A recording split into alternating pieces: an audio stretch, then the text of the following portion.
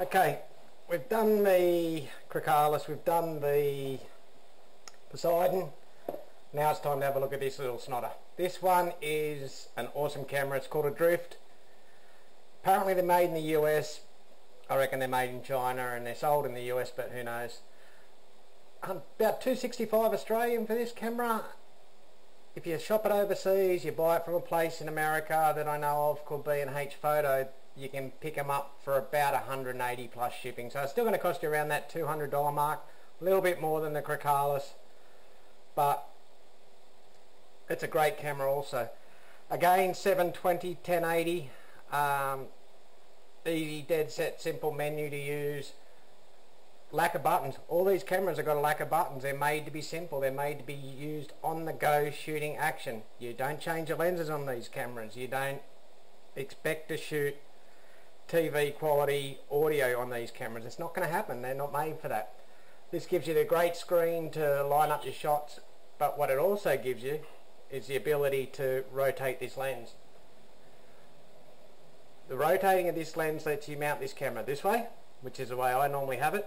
You can put it this way, upside down, upside, however you want. You can put it and you'll get the shot, and you can line it up before you start shooting, which saves you a hell of a lot of trouble with flipping and rotating and so on in post-production. Basically start stop for the video and into the menu. You can switch it over from 720 1080. It also does 720 slow-mo at 50 frames a second, which is not too bad. Awesome camera. It's rubberized the whole way around. I've got no issues hosing this thing at the end of the day. So waterproof wise, yeah, it's good.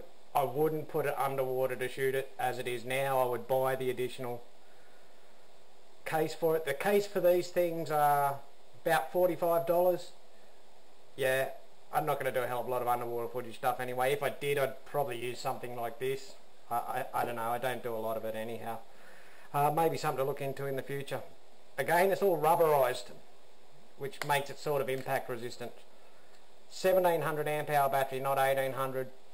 Doesn't make a lot of difference. You still get your good 4.5 hours shooting time out of a battery, probably 8 to 10 hours standby. TV out, HDMI and a USB. What you won't notice is a microphone jack. These use a microphone here.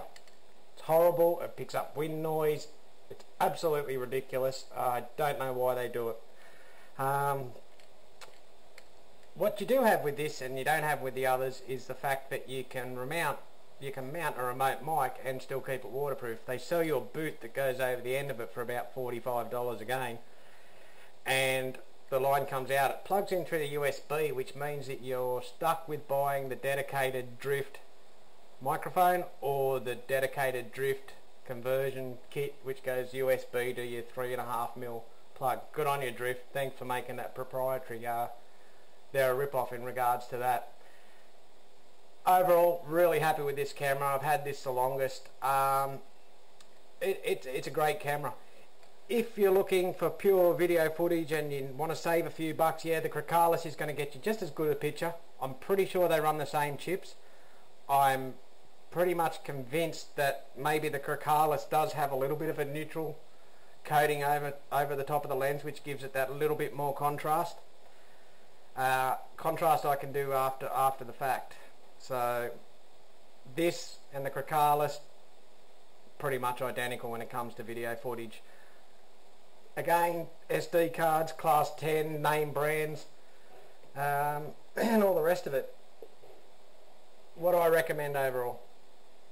Probably the Cricalis, but this does have something that slightly tilts it in its favour. If you're going to run multiple camera setups with this, if you're going to put this out of reach, say down the front of your kayak, if you're going to put it up on a pole behind you, you need to be able to turn it on and off. I'm not one that starts it at the beginning and day, turns it off at the end. I don't want to come home with 4 hours worth of footage and have to edit it. The files are too big. It's not what I want to do. This comes with a remote control. Same with the other one, but this one's better. This one's RF, it's not infrared, which means that it doesn't have to be in line of sight. This is waterproof, it's been underwater 100 times. Really dead simple. Start, stop. You can hear it, it's got a little beep when it goes and stops. On the water, any sort of wind, any sort of chop, you ain't going to hear it. So Sometimes you do have to look at the top to see if it is, or trust the fact that you push the button right. I have made a really good video which I pressed stop instead of record, and it never came through, and it was a really good fish. This is good. This also lets you pair to additional drift cameras.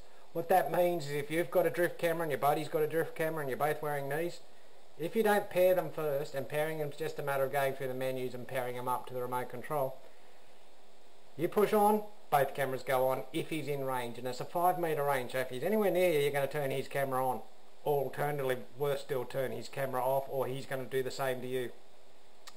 So you can pair these. So buy 3 of these, pair it up to the 1 remote control, good to go. You've got 2 spare remote controls if you ever need them.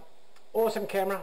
These will produce every bit as good a quality video as what the GoPro will. It's up there with the Contour, probably with the Silicon Graphics as well. My 3 favourite cameras would be this, the Silicon Graphics and the Contour. GoPro, I'm not a big fan of the menu system. I hate the fact that you've got to actually use an iPhone to get a screen on the back of it. That's ridiculous. I'm not going to take an iPhone on the water, and I don't like iPhones, so I'm an Android guy. Overall, loving this camera. It will be my stable camera for most of the stuff that I shoot. Love the Cricalis, and this isn't too bad either. This is a good camera for the budget. Maybe looking at getting a couple of these as extra cameras for different angles. Don't know yet, we'll wait and see. Hope that sort of clears up some of the mystery behind the new ones and all the different specs and so on. They're all going to produce a good quality video at the end of the day. This one and the Contour, yeah, it's going to be better. I don't know what this mic's like. I'm using it for the first time now, so hopefully it'll be better. I did shoot this segment before using the in-camera mic, and it was hopeless, even though I'm inside with effectively no other noise going on. It just wouldn't work, so do a reshoot. So hope that helps. If anyone's got any questions, please either leave a question on the forum here, or personal message me or email me. I'm happy to get back to you. If you want me to test any other cameras, I'm happy to as well. I do have access to most of the different types. GoPro are a little bit harder to get. Next ones up I'll be doing will probably be the Contour and maybe the Silicon Graphics, but really, to be honest with you, I'm sort of stuck between this one and the Cricalis at the moment. I don't think you need any more for quality, high definition video footage. Once we get the sound worked out, which might be a case of wearing an external sound capture device, or maybe using the microphone on this. If I can get one with a dead cat, and that's the little fuzzy part that goes over the top that stops the wind noise, then maybe this will be the go-to, but we'll just have to wait and see. Hope that all helps. Hope it clears it up. Have a look at the raw footage below. It's pretty much straight out of the camera on all 3. You'll see what I mean about wind noise. You'll have to crank your speakers up to hear me talking. I do talk fairly loud. I was talking specifically loud because I know the quality of these speakers, but you'll be able to see. Take a look, and hope that helps. Thanks very much.